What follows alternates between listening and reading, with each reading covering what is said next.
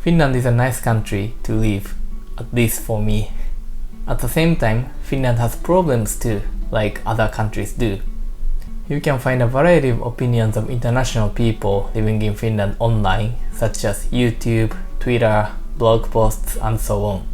So in this video, I'm gonna focus on what international people like about Finland and see if I have a same opinion or not, or how I think about it.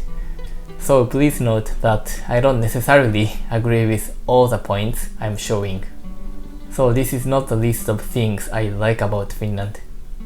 And maybe later I'll make a video featuring what foreigners don't like about Finland, because I think it's fair to show both positive and negative aspects.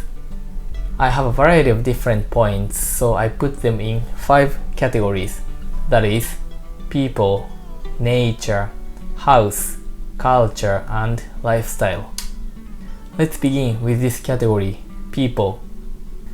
I found a lot of international people mentioned these points regarding the characteristics of Finns, including personal space, silence, English skills of Finns, directness, and honesty. What I especially appreciate among these points are personal space and silence. I personally don't feel comfortable when someone keeps talking to me with the face very close to me, and I agree that most Finns don't do that and they rather keep some distance. In some cultures where people talk abundantly, being silent could be seen as a bit boring, lack of social skills, or low degree of interest. When you are with someone, communication is important, and I like talking with others about different topics, but at the same time, it's also nice to enjoy that tranquility even when you are spending time with someone. In my personal opinion, especially when I'm in forest or sauna with someone else, it's fine not to engage in a lot of conversations, and usually with Finns, I don't feel awkward in those situations even if we are both silent. About English skills of Finns, I think that makes it easier for foreigners to live here. I've heard in some countries when you speak English to them, some locals get annoyed and tell you to speak the local language. But in Finland, people usually don't react that way, at least in big cities. Some Finns say they don't speak English, but in many cases they do speak English. They are just shy or not confident enough, even though most of them speak good English. Sometimes you might hear some complaints from foreigners that Finnish people reply in English even though they ask something in Finnish. I understand the point, and I have been annoyed by that as well, to be honest, but still I appreciate the high English skills of Finnish people. And the last 2 points, people are direct and honest. I think it highly depends on the person based on my personal experience, but I still think direct and honest communication seems quite common, and I usually like it since things are easier in that way. But this is also one point I haven't fully got used to it. There have been moments where I felt like, do you have to be direct and honest that much? For instance, okay, this is maybe a bit controversial example, but I'll share. I was talking with 2 Finnish friends, and one of them asked the other one how she liked her recent trip to Japan. Then she answered like, oh, I didn't like it. Local people don't like foreigners and I don't want to go back again. And I was a bit surprised, not because of the fact she didn't like it, because people can have different opinions and experience impressions, so I don't really mind. But I was surprised because of her very honest attitude in front of me, who is from the country. If I was her, so let's say if someone asks how I liked my trip in Sweden in front of a Swedish person, and maybe I would answer in a softer way, like, yeah, I enjoyed this part, blah blah blah, but I didn't like this part, blah blah blah, to somehow balance out. I asked my Finnish friend how he thinks about it. Then, as a Finn, he thinks her answer is completely fine since it's more polite to be honest. I found it interesting. This was one confusion made from different types of communication, and I'm not sure if I can associate it with Finnish way or only that person, but yeah, there's no one correct answer for that. Let's move on to the second category, nature. This is something you can easily imagine. If you ask both Finns and foreigners what they like about Finland, I think most people mention Finnish nature. I agree with the first point, easy access to nature. I have already talked about this in some of my videos, but even in the central part of the capital area, Helsinki, it's easy to go to nature, such as lake, ponds, forests, seaside, with natural trails, and so on. In the capital cities of many other countries, you may need to make some efforts and take longer time to go to similar levels of nature in Helsinki. And the second one, clean air. This is actually a good point. On a daily basis, I don't even think about how good air quality in Finland is, and maybe we tend to forget about it after living here for a while because I don't think about it on a daily basis. My Japanese friend who is living in New York visited me in Helsinki, and first thing he was impressed with Finland right after he arrived was clean air. That made me realize how important it is for daily life. I remember when we were in the center of Helsinki, my friend said it didn't smell anything like in many streets in New York. Another point which many foreigners like about Finland is Finnish summer cottages. Visiting a Finnish summer cottage is like all-in-one experience of Finnish culture, including wooden sauna, swimming, walking in the nature, picking berries and mushrooms, eating Finnish food, and getting mosquito bites. I also enjoy those activities, especially in summer. However, I personally prefer staying in a modern cottage. I'm not a big fan of traditional cottages without running water and modern bathroom. Some of my Finnish friends say I'm a bit too city boy, or I'll get used to it.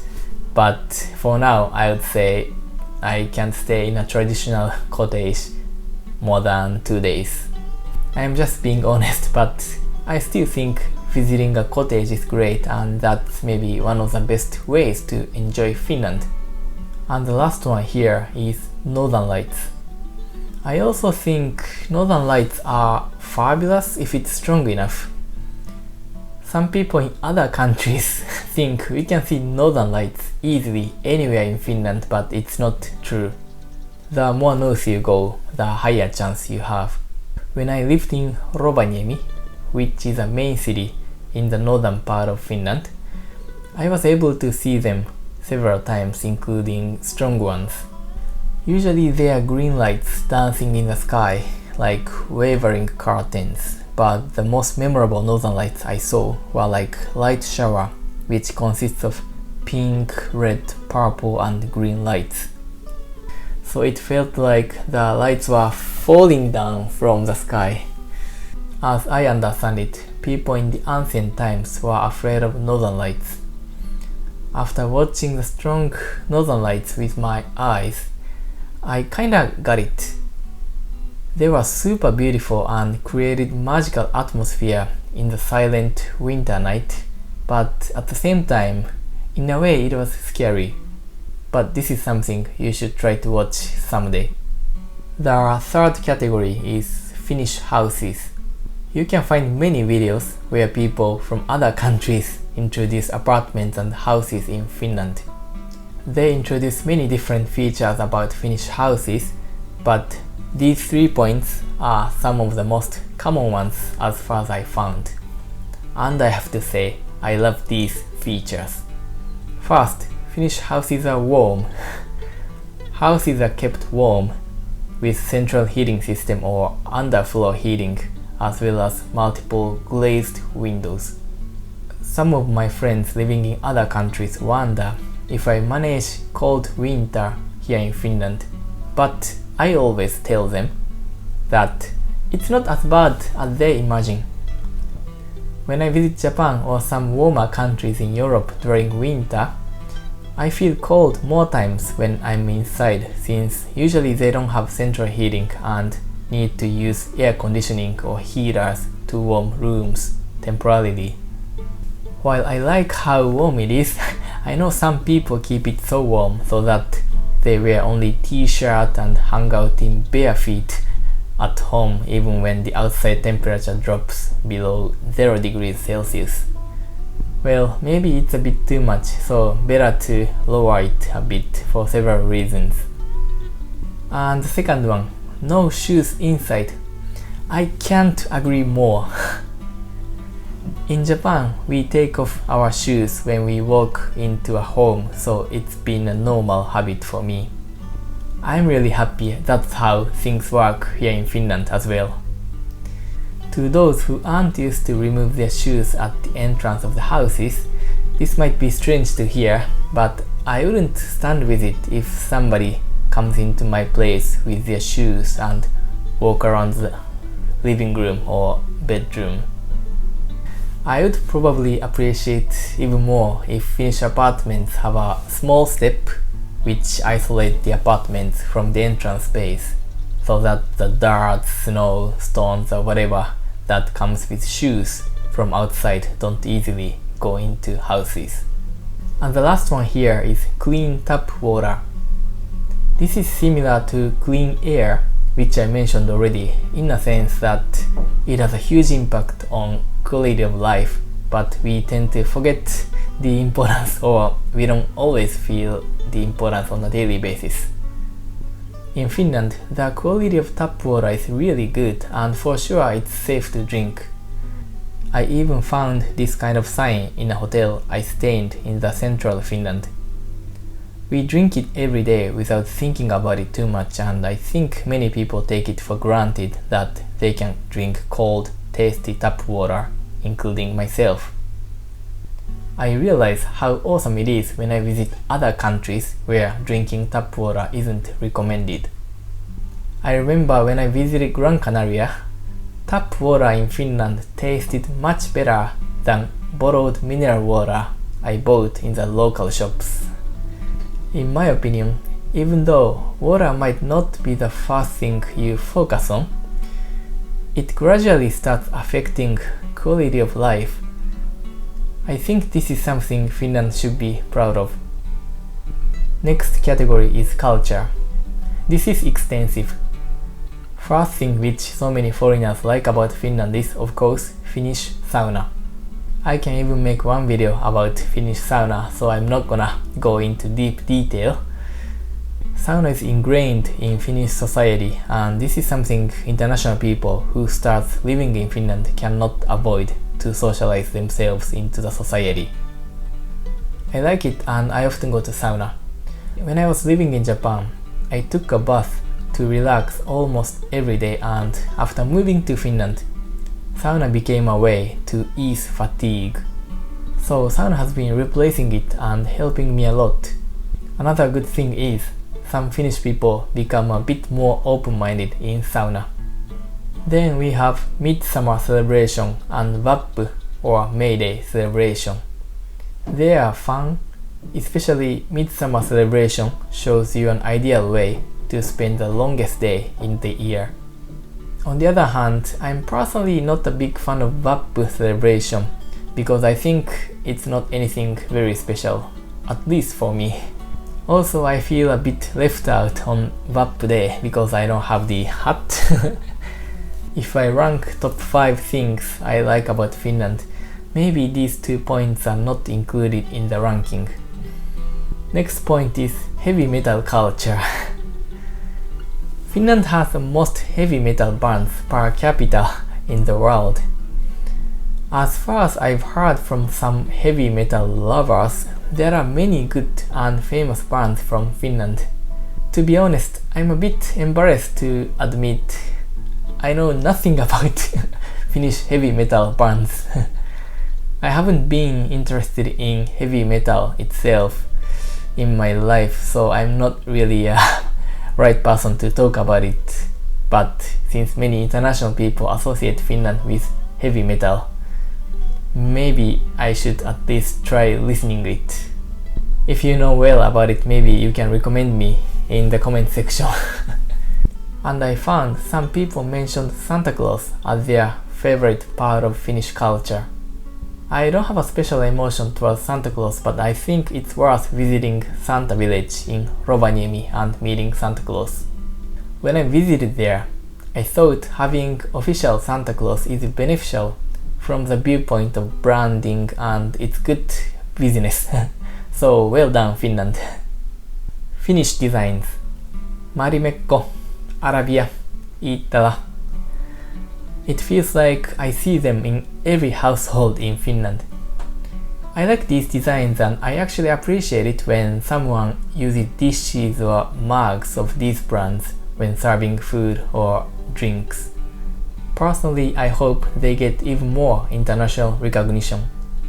A couple months ago, I was reading annual report of Marimekko. I was surprised that more than half of their total turnover still comes from the internal market, so from Finland, because I expected they have more sales from international market. So I want to believe there is much more potentiality of Finnish brands. So the next one is Finnish language. I have to mention that while I saw some people saying they like Finnish language, we can see many other people who say they don't like it. I personally like how Finnish language sounds, and I think that's one of the reasons why I like to learn it. My Estonian friend says Finnish sounds like drunken Estonian, so she thinks it sounds a bit weird. To be fair, I've heard some Finns say Estonian sounds like drunken Finnish. Some international people say they don't like it since it's hard to learn, and especially the conjugations are so complicated, which is totally understandable. I also sometimes feel like there isn't clear logic in this language and it annoys me sometimes, but I realized Finnish people appreciate you when you try to learn the language. Although my Finnish people say they don't know how to teach the grammar, they at least try to help you if you are keen to learn the language, since many of them don't expect foreigners to speak it fluently in a few years. Finnish pastries.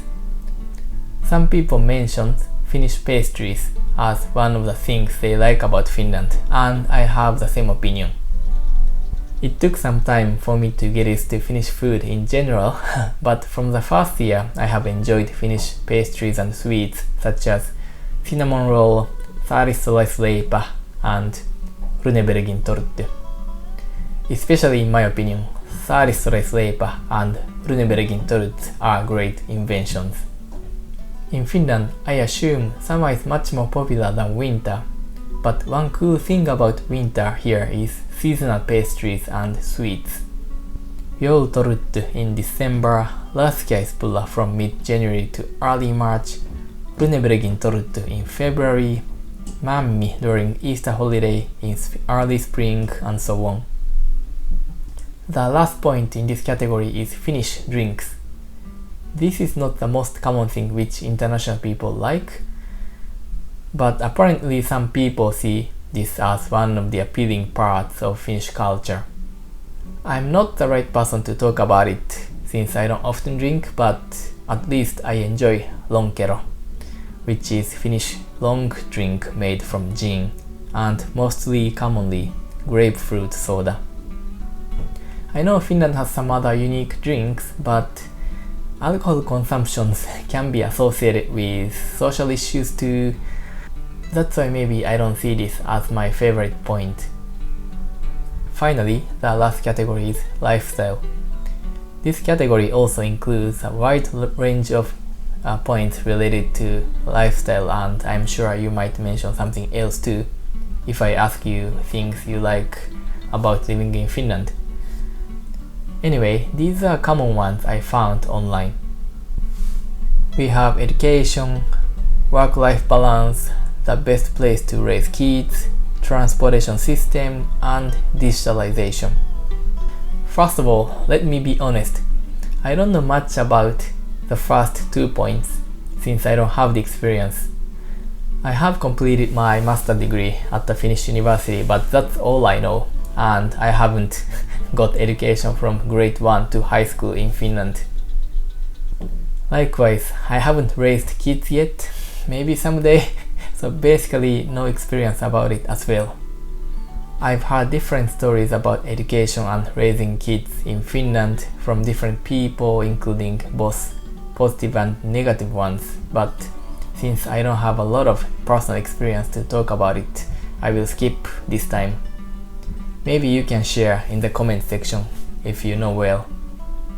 Then, transportation system. If we focus on local transportation including bus, tram and metro in the capital area, I think it functions quite well and I like it. I live close to the city center and they are usually punctual, so I find it convenient. Also, since Finland spends lots of tax for that, especially during winter, it functions just fine, even when it's snowing, thanks to the snow removal vehicle operating 24/7. On the other hand, traveling between cities by train isn't the best part.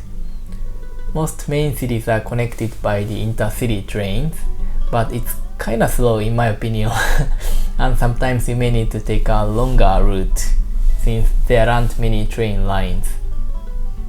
The next one is digitalization. Finland was ranked at 7th in World Digital Competitiveness Ranking conducted in 2022. But let's put the ranking aside now and focus more on how we can see digitalization in our daily life. In general, I'm getting more benefit from digitalization here in Finland than in Japan. There are different situations where I can see how digitalization is utilized, but let me share one recent example with you. I wanted to book an appointment with my occupational healthcare, but it wasn't a serious symptom and I had no idea what to do. So I first logged in the app and asked about the symptom in the chat service. The doctor replied me in 10 minutes and he diagnosed based on the picture and told me to book a 20-minute face-to-face appointment. So I booked it in the app and went to the appointment. I didn't even have to go to the reception since I did check-in in the app, and right after that the doctor probably got the notification and he opened the door to welcome me. He added prescription in my app, so right after the appointment I went straight to the pharmacy and got the medicine by showing my ID. The process was smooth and I got no stress. There was no unnecessary piece of paper with reception number or something like that. But please don't get me wrong. This was one great example of utilizing technology at a private hospital. I'm not saying this is how things work in all hospitals in Finland. Last but not least, we have work-life balance. I found many people mentioned this point in articles or social medias. First of all, in general, I think there is a healthy work-life balance here, so I agree with people who raise this point as their favorite part of Finland. But of course, it highly depends on the company, industry and the workplace. In Finland, there is a big divide between personal life and work life, and what I can say from my personal experience is it's not common to go for drinks with colleagues after work in Finland unless it's a work-sponsored event. That happened a lot in my previous work back in Japan, or let's say it was even expected to attend. That's all for today. If many people like this video, I'll consider making a video with an opposite topic, which is let's see what foreigners don't like about Finland, because I think it's nice to show different aspects and point of views. Thanks for watching and I hope to see you in my next video.